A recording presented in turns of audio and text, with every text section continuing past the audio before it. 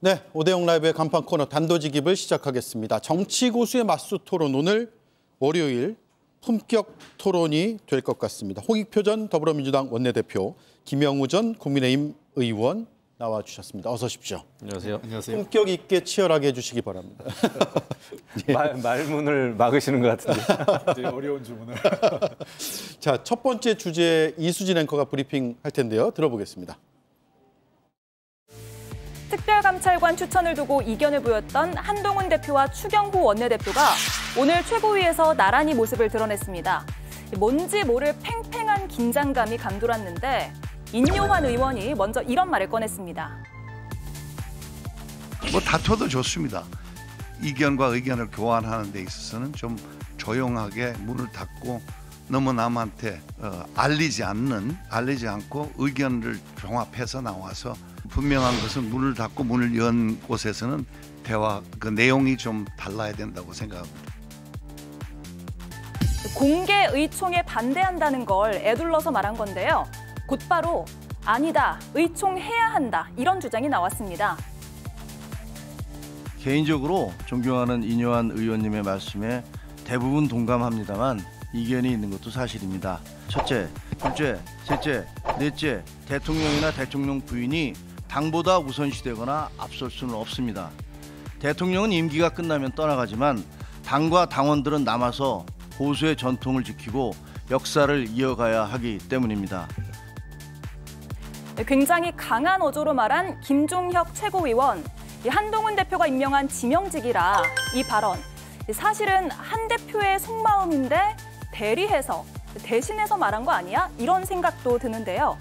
배신자 프레임을 의식해서 대리전을 치르고 있는 건 아닌지 정치 고수들의 판단을 듣고 싶습니다. 네, 한동훈 대표가 하고 싶은 말이 있는데 본인 입으로 안 하고 대리는 시켜서 이렇게 메시지를 내는 것이다라는 해석들도 있는데 두 분의 생각은 어떤지 바로 질문 드리겠습니다. 격해진 친한계 한동훈의 메시지 대리인이다 O. 아니다. 개인 의견이다 X. 개인 의견이다 대리인이다. 대리인부터 듣겠습니다.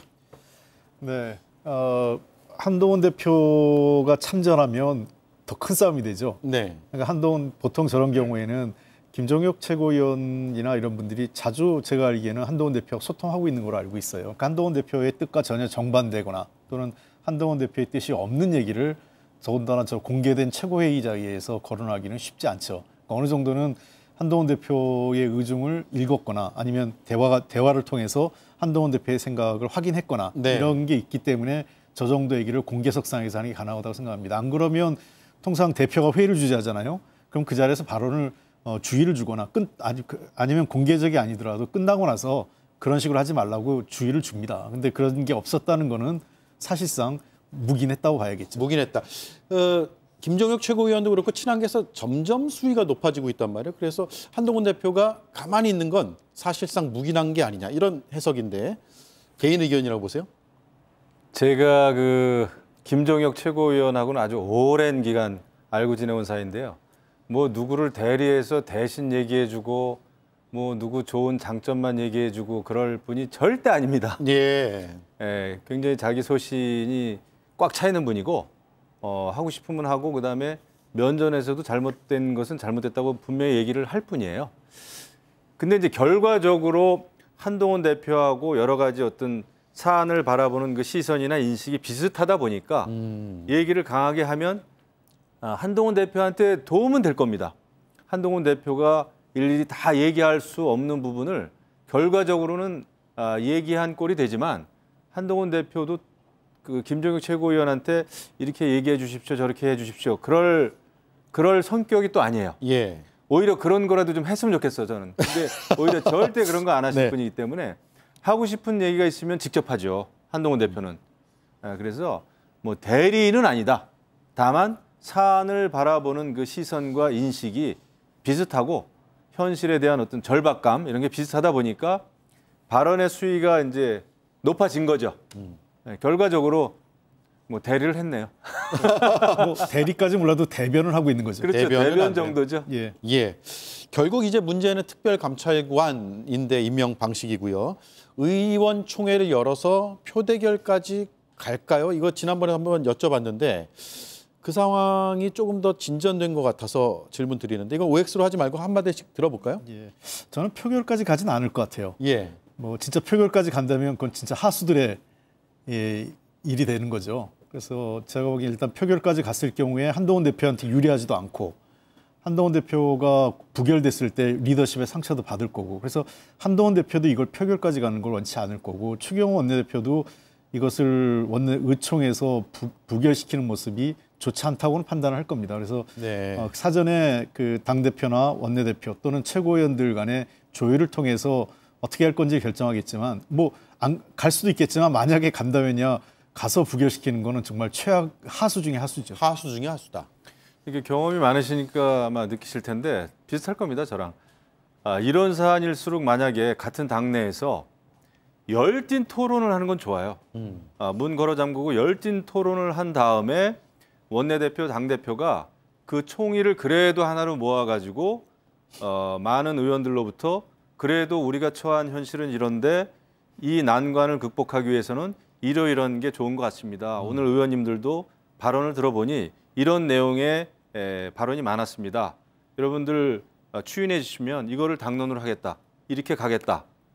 해서 끝내야지. 네. 이거를 손을 들어가지고 찬반으로 나뉜다? 그거는 완전히 심리적으로 분당이 되는 거고 어떤 의원이 어떤 뭐라 그럴까 표결에 참여했는지 이게 또 공개가 되고 그러면은 그 당의 어떤 뭐라 그럴까요? 그게 이제 봉숭아 학당 되기가 딱 좋아요. 네.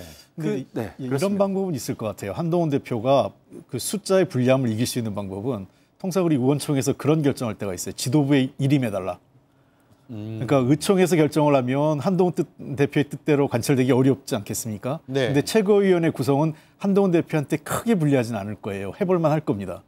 그렇기 때문에 한동훈 대표는 최대한 잘 분위기를 만들어서 경론 끝에 그러면 지도부에게 일임해달라. 네. 이렇게 결론을 내면 한동훈 대표의 정치적 승리가 가능할 수 있고 그렇지 않고 의총에서 결론을 내서 어떠한 형태의 결론에서 지금 김영 의원님 말씀하신 것처럼 결론을 내서 그냥 당론을 추임받으면 그 경우에는 한동훈 대표 뜻과는 다른 쪽으로 날 가능성이 높다 이렇게 보입니다. 네. 근데 제가 알기에는 또 한동훈 대표가 지도부에 위임해달라는 얘기를 안 할 것 같아요.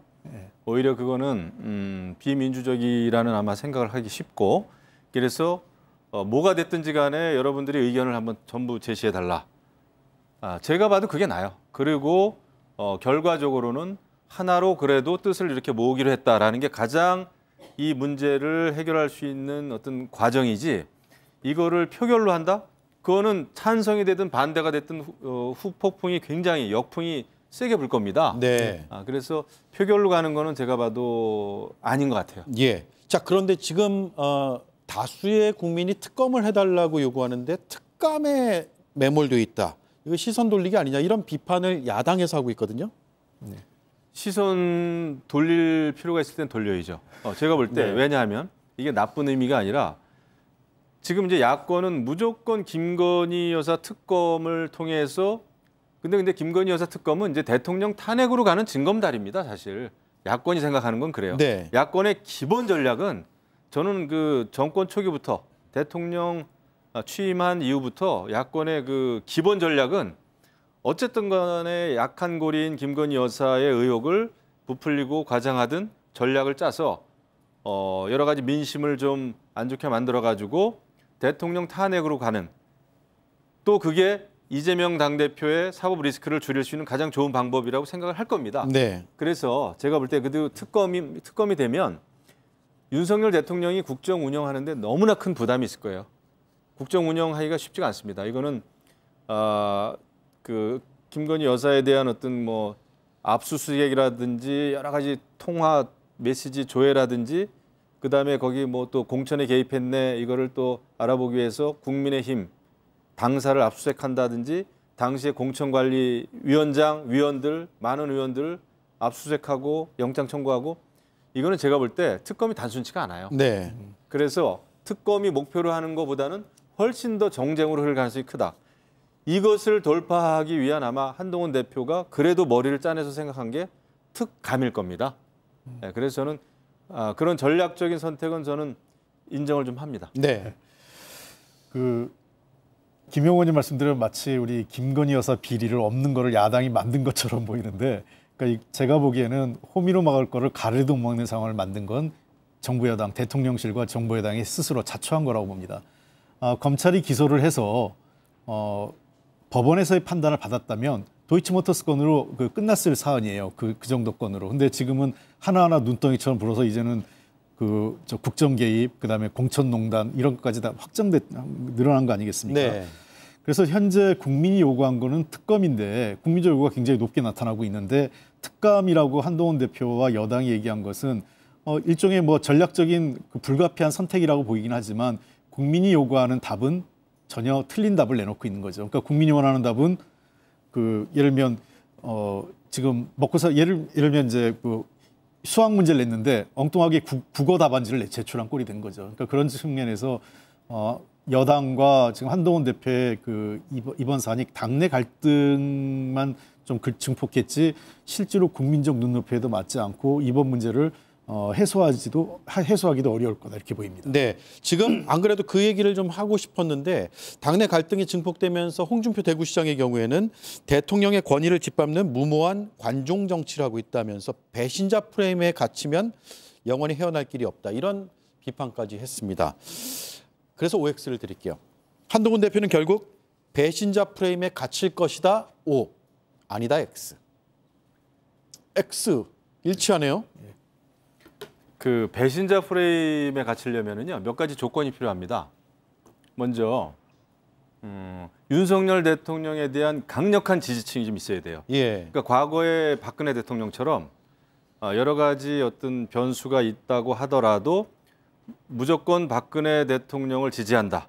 그리고 박근혜 대통령이 가엾다, 억울하다라고 하는 그 강력한 지지층이 있어야 되는데 윤석열 대통령 같은 경우에 지금 사실은 보수층에서 많이 이탈표가 나왔어요. 예. 그래서 강력한 지지층이 없다는 거 하나. 또 하나는 지역 기반이 좀 있어야 됩니다.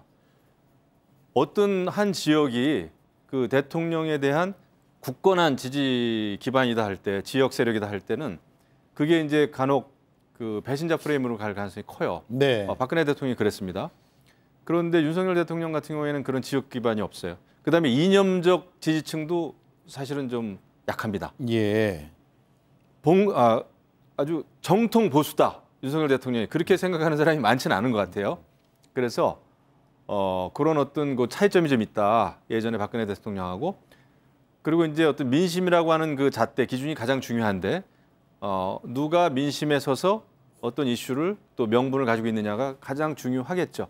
다만 대통령과 오랫동안 한솥밥을 먹었던 한동훈 대표이기 때문에 좀 너무한 거 아니야? 그 키워준 건데 윤석열 그러니까 대통령이 20년 동안 함께했다는 이런 비난이 분명히 있을 텐데 그거는 보수층 내 강경 보수층 내 굉장히 일부라고 생각을 해요. 일부다. 네. 뭐 저는 이제 김용원님 말씀에 대부분 공감을 하고요. 몇 개 의견을 좀 덧붙이면 우선 한 번 지나간 프레임은 그 효과는 반감됩니다. 이미 그 배신자 프레임을 과거 유승민 전 원내대표한테 활용을 했지 않습니까? 그때 상당한 효과를 거뒀죠. 근데 이거를 또 들고 나오는 거는 제가 보기에는 지나간 수단을 과거의 방식을 또 되풀이하는 거기 때문에 네. 그렇게 효과가 크지 않을 거다 이렇게 보고, 두 번째는 배신자 프레임이 현재 그 국민적 정서에도 맞지 않습니다. 매우 권위주의적인 거죠. 그 어떤 최고 지도자한테 반론을 제기하고 이의를 제기하면 배신자냐? 이것도 국민 정서와 맞지 않는 얘기죠. 네. 그래서 제가 보기에는 배신자 프레임을 자꾸 들고 나올수록 그 뭐 전통적 지지층들한테는 조금 먹힐지 모르겠지만은 도리어 그 스윙보터 중간에 있는 사람이나 또는 합리적인 보수층에서도 합리적 보수인 사람들한테는 왜 저래? 이게 왜 또 저런 방식을 갖고 하는 거지 하는 비판적 여론이 제기될 거로 보입니다. 그래서 그런 측면에서 또 배신자 얘기를 들고 나오는 거는 매우 구태스러운 정치 공세다 이렇게 보입니다. 네. 그리고 제가 짧게 이제 한동훈 대표한테 조언을 하자면 이 배신자 프레임에서 좀 그래도 벗어나고 그러려면 그 인간적인 그런 게 좀 있어야 돼요. 인간적인 고뇌. 그러니까 대통령과 오랫동안 활동을 했고 그렇게 해왔는데 대통령의 인간적인 그 어려움을 나는 좀 이해한단 말이죠. 굉장히 어려울 거다. 역지사지해가지고 네. 그런 측면도 좀 이해를 하면서, 하지만 우리가 나라를 위해서 국민을 위해서는 이러이러한 길을 걸어가야 된다라는 걸 분명히 해줘야 됩니다. 그게 아니라 너무 대통령에 대해서 모든 걸 이렇게 따지듯이 몰아붙이듯이 비판만 하면 그게 이제 어떤 인간으로부터 느끼는 그런 감정이 있거든요, 국민들이.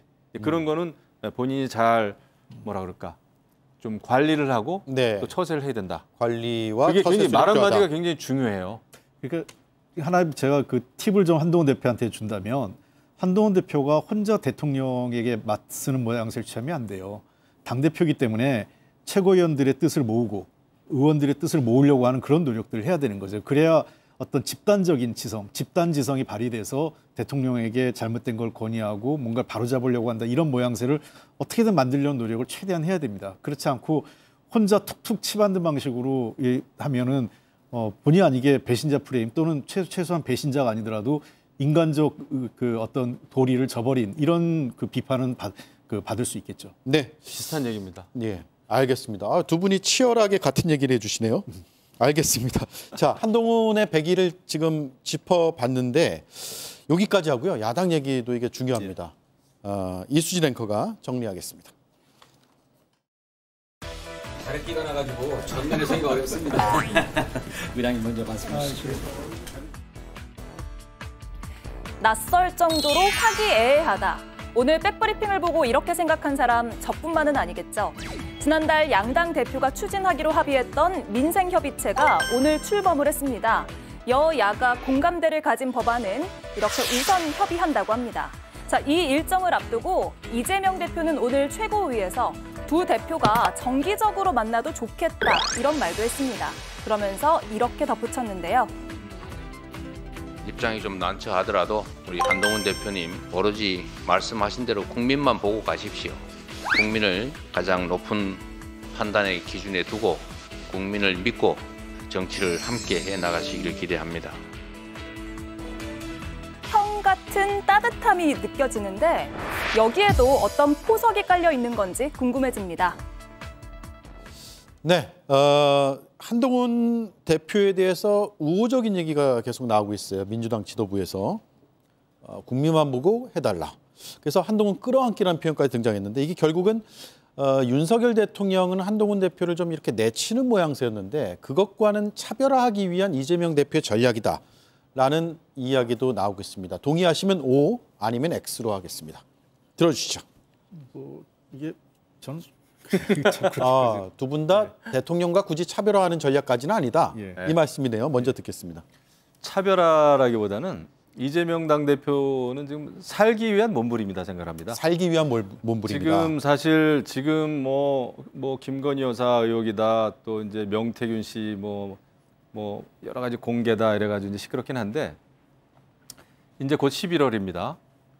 그러면은 이제 어쩔 수 없이 1심 선고가 이제 2개나 나게 생겼어요.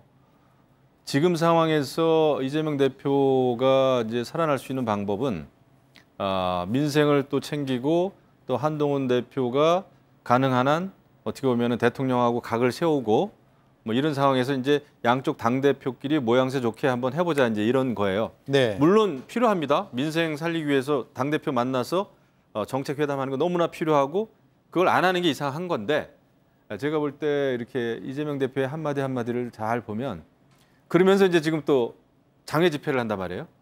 대통령 탄핵해야 된다 그러고 특감이 아니라 특검해야 된다 그러고 이렇게 보면 결국은 본인의 여러 가지 위기를 또 대비하기 위한 그런 그 살기 위한 몸부림이다.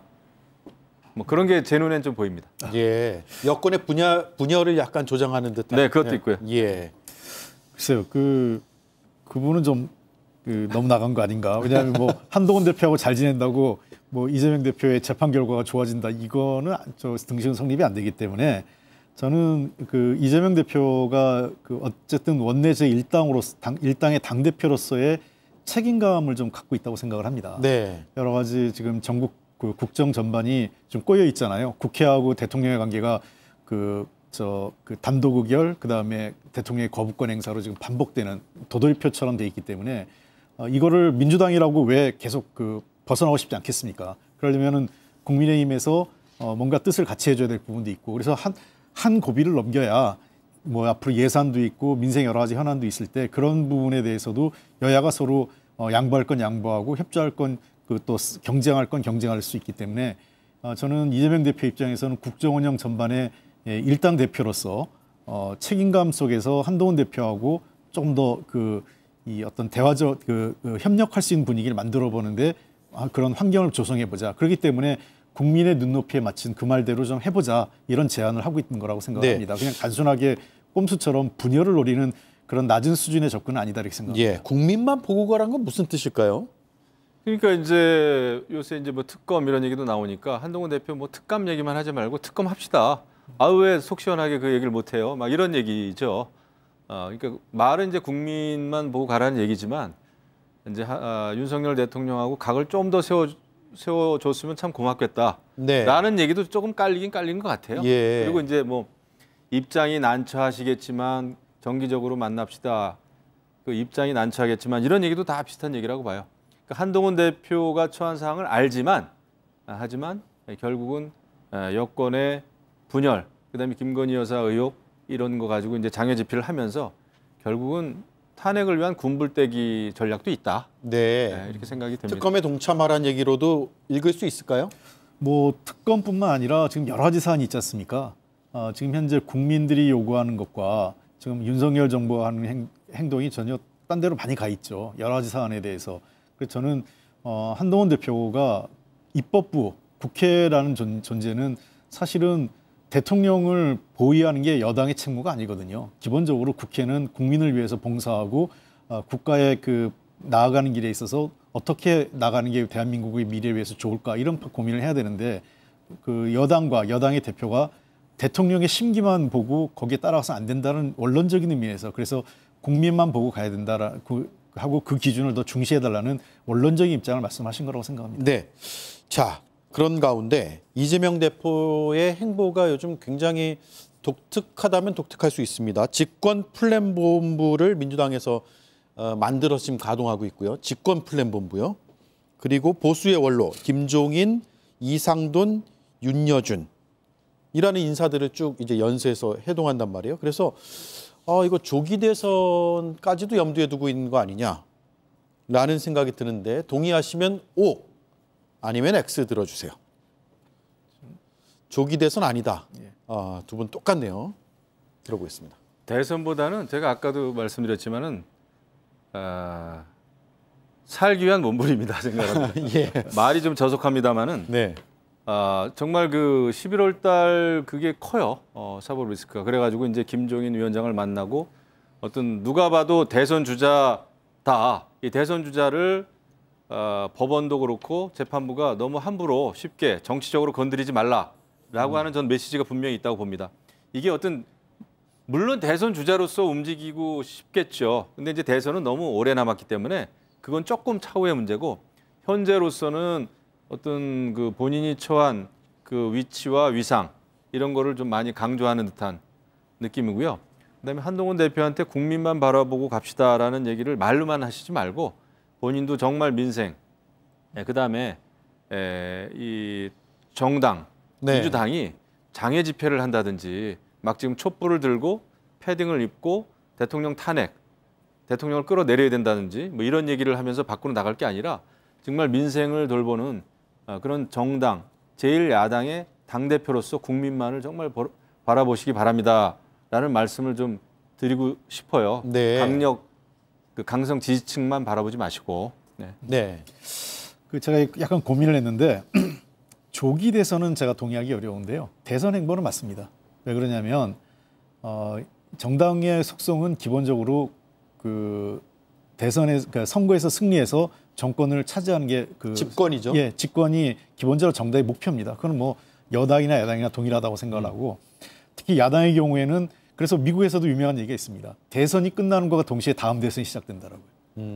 그래서 이재명 당대표로서는 뭐 개인의 집권 플랜이 아니라 민주당의 집권 플랜을 준비하고 그러한 그 당의 외연을 확대하고 또 이 정책적인 준비를 하는 것은 너무나 당연한 거라고 생각을 해요. 그게 자꾸 이제 집권 플랜 본부가 가동되니까 이재명 대표 개인의 무슨 뭐 집권 플랜이냐 그게 아니라 저는 민주당의 집권 플랜이고 그런 것을 준비하고 가동하는 것은 야당 대표로서 너무나 당연하고 가장 중요한 기본적인 책무라고 생각을 합니다. 네. 그런 측면에서 저는 이재명 대표의 행보가 또 민주당의 최근의 행보는 대선을 염두에 두고 있는 거고 대선은 그러나 대선이 싸운다고만 되는 게 아니라 결국은 국민이 원하는 것, 그다음에 국가의 비전을 책임질 수 있는 지도자, 정당이라는 것을 국민들께 보여드려야죠. 그러면 준비된 대통령이다 혹은 준비된 집권 세력이다라는 걸 국민한테 부각하는 목적도 있다. 예, 그렇습니다. 그게 제일 중요하죠. 그런 차원에서 미리 그 준비하고 앞으로의 민주당이 국민으로부터 신뢰를 얻기 위한 그 조치라고 저는 보입니다. 네.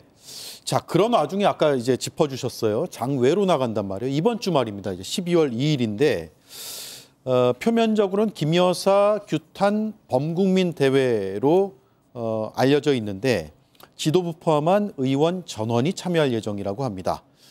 11월 2일 민주당 집회는 탄핵 간복이다.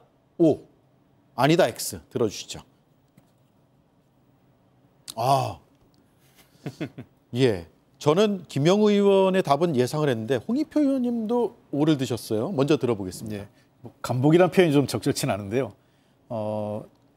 지금 민주당 입장이나 이렇게 보면 탄핵에 대해서까지도 열려 있는 건 분명한 것 같습니다. 예. 그러니까 당장 뭐 탄핵을 한다 안 한다가 아니라 가능성은 염두에 두고 있다 이렇게 보입니다. 그걸 부인할 수는 없을 것 같고요. 그만큼 민심도 나쁘고 대통령의 최근의 어떤 행보가 어떤 뭐 정부 여당의 비판이 있거나 대통령이 잘못한 게 있으면 수용하고 변화하려는 의지가 있어야 되는데 지금은 맞서겠다는 게 강하거든요. 지난번 토론에 대해 얘기했지만 돌을 맞아라도 내가 갈 길을 가겠다.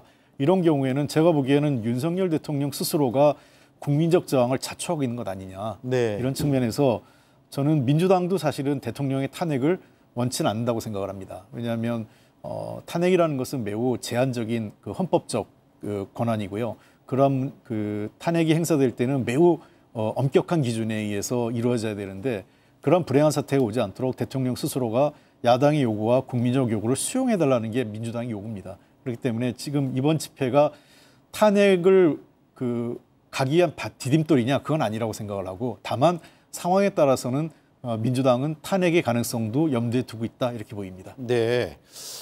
예. 뭐 약간 이제 여러 이제 논리에 약간의 결이 조금 더 있었습니다. 그러니까 탄핵을 당장 뭘 하겠다는 건 아니지만 국민의 뜻이라든가 대통령의 변화 가능성이라든가 아니면 뭐 법률이나 헌법 위반 예. 이런 것들이 드러날 경우에는 가능성이 열려 있다. 이 말씀이네요. 네. 네. 제가 볼 때 민주당은 특히 이재명 당대표는 대통령 탄핵을 좀 원하고 바라는 것 같습니다. 예. 보통의 경우에 뭐 대통령 탄핵을 위한 무슨 촛불 이런 것도 글쎄 이렇게 정당의 대표가 국회의원들 전원을 데리고 야외에서 장애투쟁, 장애 집회를 하겠다라는 거는 정상적인 절차는 아닙니다. 네. 정당은 시민단체하고 다른 거거든요.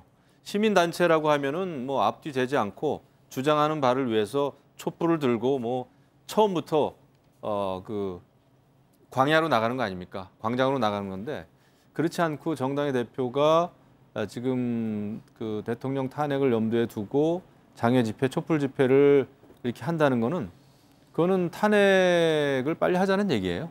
그래서 근데 제가 볼 때는 아직까지 김건희 여사하고 윤석열 대통령이 뭐 잘못한 게 많죠. 의혹도 또 많고. 그런데 이것이 아직까지는 일반 시민이나 국민들이 정말 촛불을 들고 광장으로 나갈 정도의 어떤 그런 열기나 그런 계기는 아직은 없다고 봅니다. 네. 그런데 이런 상태에서 당 차원에서 또 국회의원들이 장외 집회를 연다는 거는 제가 볼 때는 뭐 탄핵을 하고 싶다. 군불 떼는 거예요? 이상도 이하도 아니다. 군불 정도가 아니라 그냥 불을 떼는 거예요. 불을 뗀다. 본격적으로. 국민 여러분 나와주십시오. 네, 본격적으로. 예. 근데 한 말씀 듣고 끝낼게요. 그 탄핵이라는 게 야당이 하겠다고 해서 되는 거 아니지 않습니까? 예. 가장 중요한 것은 헌법이나 중대한 법률 위반이 있어야 되기 때문에 그게 아직 확인된 건 아닙니다. 지금 이제 여러 가지 조사나 의혹이 진행되고 있는 상황이고 그리고 두 번째는 그거에 따른 국민적 합의, 동의가 있어야 되는 거기 때문에 야당이 탄핵하겠다고 해서 대통령이 탄핵되는 건 아니다. 그 결국은 야당이 하는 것 같지만 대통령의 탄핵은 법과 국민이 한다 이렇게 보입니다. 네, 11월 2일 저희가 어떤 메시지들이 광장에서 나온지를 보고 다음 주 월요일에 또 한번 토론을 해보죠. 두 분 말씀 잘 들었습니다. 고맙습니다. 감사합니다.